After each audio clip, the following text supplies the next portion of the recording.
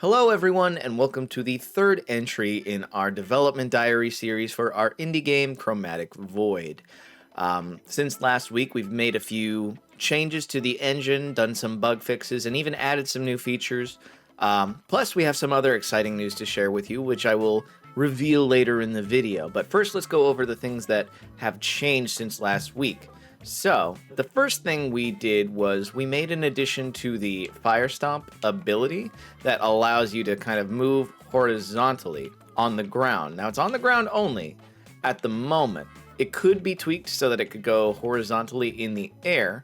And the purpose of adding this is to give players a mobility option on the ground to be able to destroy blocks like that even while they're just running. But here is the problem.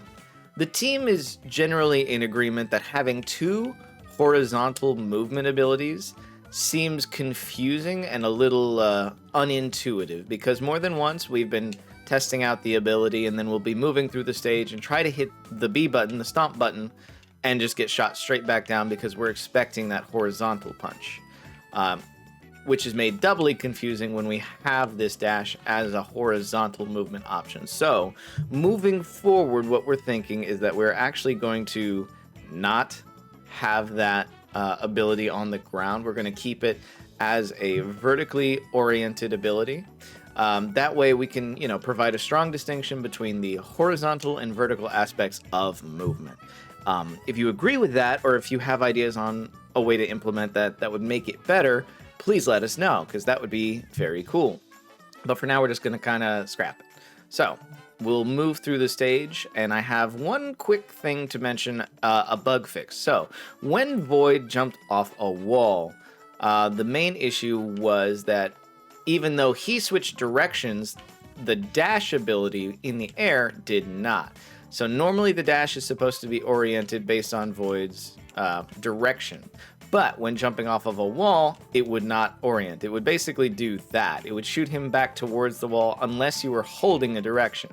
So it was very obviously broken. So that has since been corrected. I'm actually imitating that by holding the stick. It doesn't actually happen anymore. But you can see why that would be a problem. So that's one little thing that we got fixed. And then I guess one last little thing that I'd like to mention is that his collision has also been updated. Before, his vertical collision didn't meet at the top of the model. It was actually way taller than the model. And it wasn't really a problem until I tried doing some more finicky platforming maneuvers. And then I was like, we need to decrease that hitbox height. So now that has been done, and his platforming actually feels a little better because now you don't have to worry so much about hitting a surface before you would actually hit it. So and I kind of demonstrated back there what our last little update is. So you can see we've added these new objects. These are placeholder destructible objects meant to be attacked by this little slash. We have our placeholder animation just to kind of demonstrate this little swipe, and we have one in the air as well. So the idea behind the swipe is that it is going to be the primary tool to deal with enemies and most destructible obstacles that can't be dealt with, or that wouldn't be dealt with by the stomp. There is an extra function for dealing with enemies in the air, which is that you get a nice little bounce off of them. So, instead of using your double jump, you can actually use enemies as part of your movement option, which I think is really cool. I enjoy games that do that, like The Messenger, or even some Mega Man games make that an option, and I think it's a really cool idea. So now that we have this long gap here, instead of using our double jump, because we see there is an enemy, we can jump, hit it, and clear that jump, with actually our double jump still unused. So if this gap was even longer, then we would still have the tools necessary to clear it. And so having that versatility, I think, is a very cool addition, and I think there's going to be a lot of cool ways that we can implement that with enemies. And I'll go ahead and demonstrate, because the enemy destruction still works on the ground. I have to hit it first. There we go. So you have to hit it while you're attacking. And you'll notice there's that little bit of hit stop. The game slows down for a minute when you destroy an enemy. That is intentional. That is meant to kind of call back to other action-oriented games. And let me know if that feels too jarring or unnatural. The idea is that by giving that moment of pause, that frame freeze, that it gives more impact to the action. And to me, it seems cool. To me, it has that effect. But I want to make sure that that is the general perception before we stick to it too hard. It is not a difficult thing to remove if it seems jarring, but I would like to get some feedback on that. So that is it for our engine updates, bug fixes for this week.